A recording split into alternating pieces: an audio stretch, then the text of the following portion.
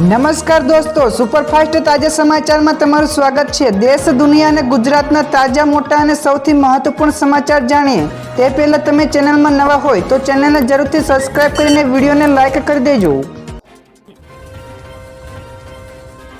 સૌથી પહેલા દોસ્તો આપણે વાત કરીએ તો અંબાલાલ પટેલની વરસાદને લઈને મોટી આગાહી। જ્યાં દોસ્તો હવામાન નિષ્ણાત અંબાલાલ પટેલે વરસાદને લઈને ફરી એકવાર મોટી આગાહી કરી છે, જેમાં તેમનું અનુમાન છે કે આગામી 72 કલાકમાં ગુજરાતમાં ભારેથી અતિભારે વરસાદ ખાબકી શકે છે। તો જેમાં 12 થી લઈને 18 જુલાઈ દરમિયાન ભારે વરસાદની આગાહી કરવામાં આવી છે। તો કેટલાક રાજ્ય એટલે કે રાજ્યના કેટલાક ભાગોમાં ભારે વરસાદની આગાહી કરવામાં આવી છે।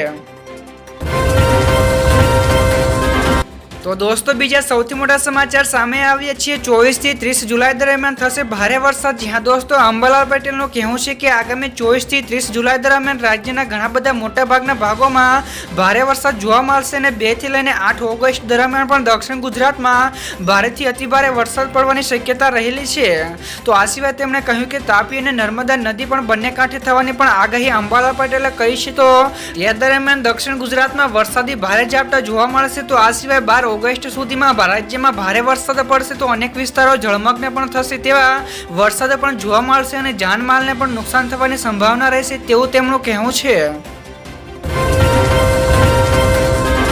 તો દોસ્તો ત્યાર પછી આગળ વધુ એક સૌથી મોટા સમાચાર। ગઈકાલે બોટાદ જિલ્લામાં વરસાદી માહોલ જોવા મળ્યો। જ્યાં દોસ્તો વરસાદી વિરામ બાદ ફરી એકવાર બોટાદ જિલ્લામાં વરસાદી માહોલ સર્જાયો છે। તો વાતાવરણમાં અચાનક જ પલટો આવ્યો હતો અને ધોધમાર વરસાદ તૂટી પડ્યો હતો।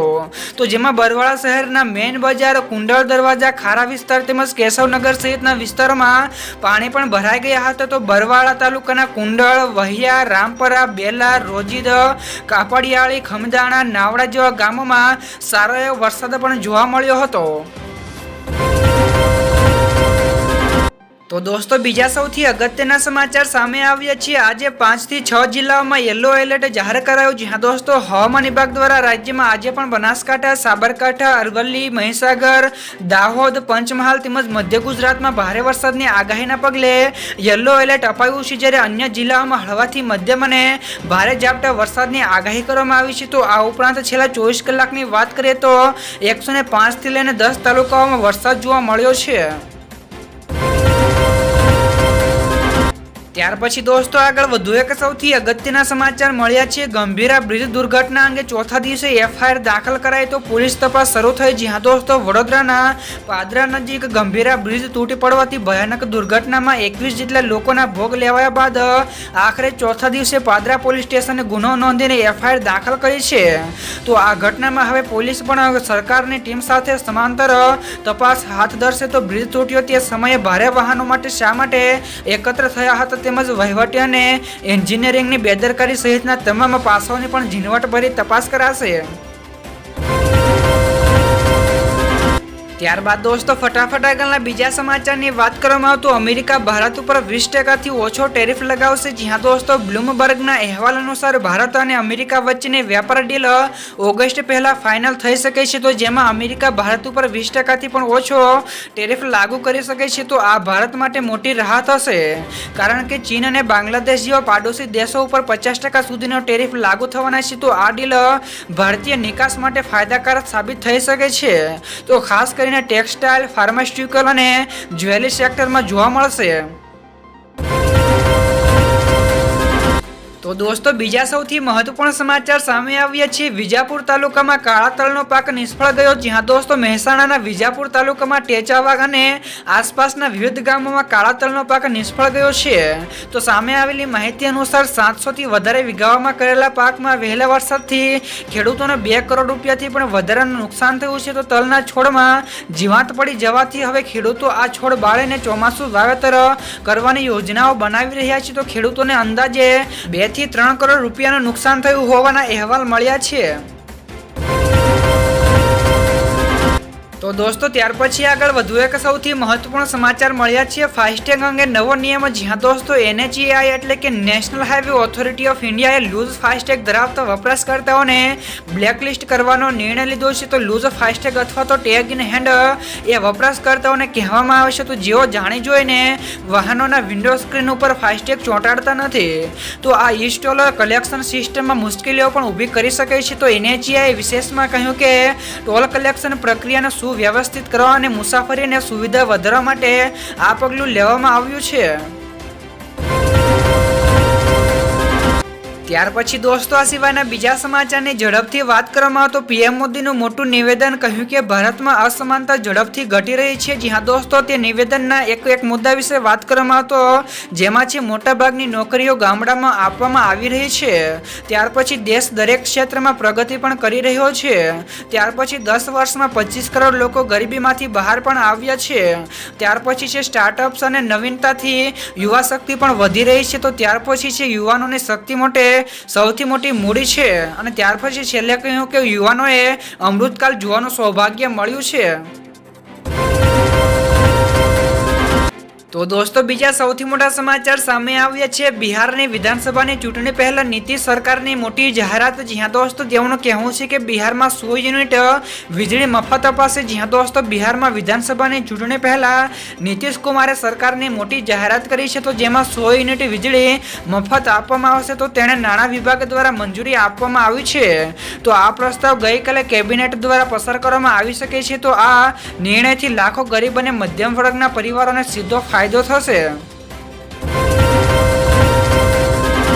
તો દોસ્તો ત્યાર પછી આગળ વધુ એક સૌથી મોટા સમાચાર મળ્યા છે ભારે પવન સાથે ધોધમાર વરસાદની આગાહી છે। જ્યાં દોસ્તો હવામાન વિભાગની આગાહી અનુસાર નવસારી, વલસાડ, દમણ, દાદરા નગર હવેલી, અમદાવાદ, ગાંધીનગર, બનાસકાંઠા, પાટણ, મહેસાણા, સાબરકાંઠા, આણંદ, પંચમહાલ, મહીસાગર, વડોદરા, છોટાઉદેપુર, નર્મદા, ભરૂચ, સુરત, ડાંગ, રાજકોટ, જામનગર, પોરબંદર, અમરેલી, મોરબી, દ્વારકા, સોમનાથ અને બોટાદમાં હળવા વરસાદ આવશે।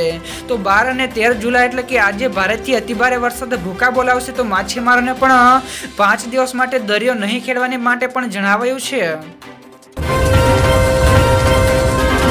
તો દોસ્તો બીજા સૌથી અગત્યના સમાચાર સામે આવ્યા છે। આઈએમડીએ પણ કરી મોટી આગાહી। જ્યાં દોસ્તો સાવધાન, દેશના આ રાજ્યોમાં આગામી 96 કલાક ભારે છે। જ્યાં દોસ્તો આઈએમડીએ કહ્યું કે દેશના ઘણા રાજ્યોમાં ચોમાસાનો કહેર ચાલુ છે, જેમાં ઉત્તર પ્રદેશ, હરિયાણા, રાજસ્થાન, દિલ્હીમાં વરસાદના કારણે જનજીવન પણ ખોરવાઈ ગયું છે।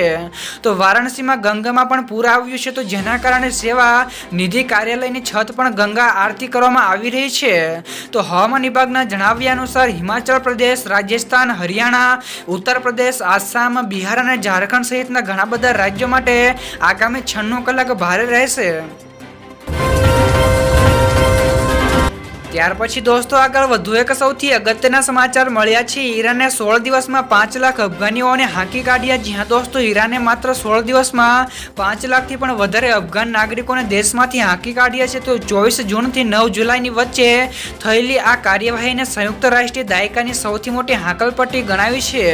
તો ઇઝરાયલ સાથેના તણાવપૂર્ણ સંઘર્ષ બાદ ઈરાન આંતરિક સુરક્ષાને કારણ આપીને ગેરકાયદેસર પ્રવાસીઓ સામે સખત કાર્યવાહી કરી રહ્યું છે। તો શરણાર્થીઓ ભૂખ્યા રાખવા, માર મારવા અને લૂંટવાના ગંભીર આરોપો પણ લગાવ્યા હતા।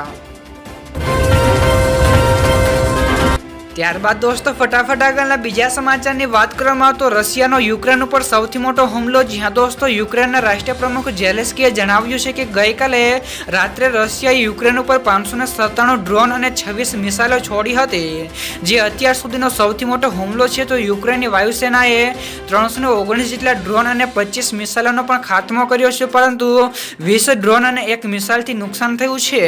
તો ઝેલેન્સ્કીએ વિશ્વને આવા હુમલા રોકવા માટે રશિયા પર કડક નિયંત્રણ લગાવવા અને ડ્રોન બનાવવામાં મદદ કરનારાઓને સજા પણ આપવાની અપીલ કરી છે। તો દોસ્તો બીજા સૌથી મહત્વપૂર્ણ સમાચાર સામે આવ્યા છે। તાપીમાં એક પેડ માં કે નામ કાર્યક્રમ યોજાયો। જ્યાં દોસ્તો તાપી જિલ્લામાં એક પેડ માં કે નામનો કાર્યક્રમ યોજવામાં આવ્યો હતો, જેમાં વ્યારા અને સોનગઢ ખાતે યોજાયેલા આ કાર્યક્રમમાં ગુજરાત સરકારના ગૃહ રાજ્યમંત્રી હર્ષ સંઘવીની વિશેષ ઉપસ્થિતિ પણ રહી હતી। તો આ દરમિયાન 20,000થી પણ વધારે વૃક્ષોનું રોપણ પણ કરવામાં આવ્યું હતું। તો કાર્યક્રમમાં ગૃહ રાજ્યમંત્રી હર્ષ સંઘવીની ઉપરાંત વન મંત્રી મુકેશ પટેલ અને આદિજાતિ મંત્રી કુંવરજી હળપતિ પણ જોડાયા હતા। તો દોસ્તો ત્યાર પછી આગળ વધુ એક સૌથી મહત્વપૂર્ણ સમાચાર મળ્યા છે. વિજાપુર અને હિંમતનગરના હાઈવે ઉપર દેરોલ પુલ પર ભારે વાહનો ઉપર પ્રતિબંધ મુકાયો. જ્યાં દોસ્તો ગંભીરા બ્રિજની દુર્ઘટના બાદ જિલ્લાનું તંત્ર જાગ્યું છે. તો વિજાપુર અને હિંમતનગર હાઈવે ઉપર દેરોલ પુલ ઉપર ભારે વાહનો ઉપર પ્રતિબંધ લગાવી દેવામાં આવ્યું છે. તો સાબરમતી નદી ઉપરનો બ્રિજ 59 વર્ષ જૂનો હોવાથી જર્જરિત જાહેર કરાયો છે. તો વિજાપુરથી તંત્રએ જાહેર કરેલા વૈકલ્પિક રૂટ ઉપરથી હિંમતનગર જઈ શકાય છે. તો વિજાપુરથી માયા વાયા મહુડી ચોકડી અનોડિયા પ્રાંતિજ થઈને હિંમતનગર જવાશે. ત્યાર પછી દોસ્તો આ સિવાયના બીજા સમાચારની ઝડપથી વાત કરવામાં આવે તો હરણાવ ડેમ 54% ભરાયો છે. જ્યાં દોસ્તો ઉપરવાસમાં પડેલા ભારે વરસાદ અને હરણાવ નદીમાં વળતી નદીઓમાં આવેલા પૂરના કારણે હરણાવ ડેમ 54% ભરાઈ ગયો છે.